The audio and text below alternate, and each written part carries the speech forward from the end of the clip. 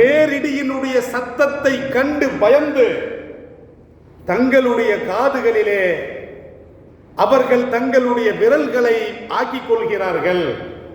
எல்லாம் அல்ல அல்லாஹ் இப்படி அருள் குர்ஆனிலே பேசுறான். அப்ப கண்ணியமிக்கவர்களே, அப்ப மின்னல் வெட்டுகின்ற பொழுது, இடி இடிக்கின்ற பொழுது ஒரு இஸ்லாமியனாக இருந்தால் என் பெருமான் ஸல்லல்லாஹு அலைஹி வஸல்லம் அவர்கள் கற்றுத்தந்த பிரார்த்தனையை அவர் புரிவார். கடுமையா இடி இடிக்குது, சில பேர் கத்துமா ஐயா அம்மா, ஐயா அம்மாவை கூடக்கூடாது, அல்லாஹ்வை கூப்பிடணும்.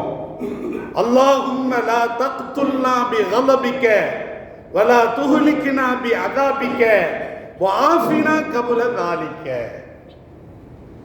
இன்னொரு குர்ஆன்ல அல்லாஹ் சொல்றான், வயுஸப்பிஹுர் ரஅது பிஹம்திஹி. இடி என்பது அது சப்தம் அல்ல, இடி என்பது இறைவனை தஸ்பீஹ் செய்கிறது. இடி நமக்கு சப்தமா இருக்குது. அல்லாஹ் குர்ஆன்ல சொல்லுகின்ற பொழுது சூரத்துர் ரஅத் இடி என்ற அந்த வசனத்திற்கு பெயர். அதுல அல்லாஹ் என்ன சொல்றான், வயுஸப்பிஹுர் ரஅது பிஹம்திஹி. இறைவனுடைய புகழை இடி என்பது அது தஸ்பீஹ் செய்கிறது. அல்லாஹ் குர்ஆன்ல சொல்றான்.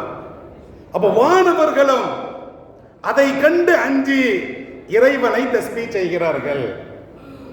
அப்ப இப்படிப்பட்ட சப்தத்தை கேட்கின்ற பொழுது நாம கேட்கிற துஆ, அல்லாஹும்ம லா தக்துல்னா பி கலபிக.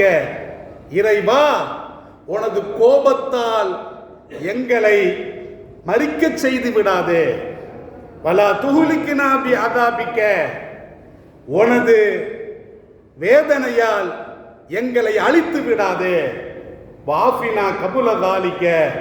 இதற்கு முன்னால் எங்களுக்கு ஆரோக்கியத்தை தா, அப்ப உடல் சுகத்தை தா, எங்களை காப்பாற்று. இப்படி துஆ செய்ய வேண்டும் என்று என் பெருமான் ஸல்லல்லாஹு அலைஹி வஸல்லம் அவர்கள் கற்றுத் தருகிறார்கள். இது ஒன்று. மலைக்கு பெயர் சையிப் என்று ஒரு பெயர். இரண்டாவது,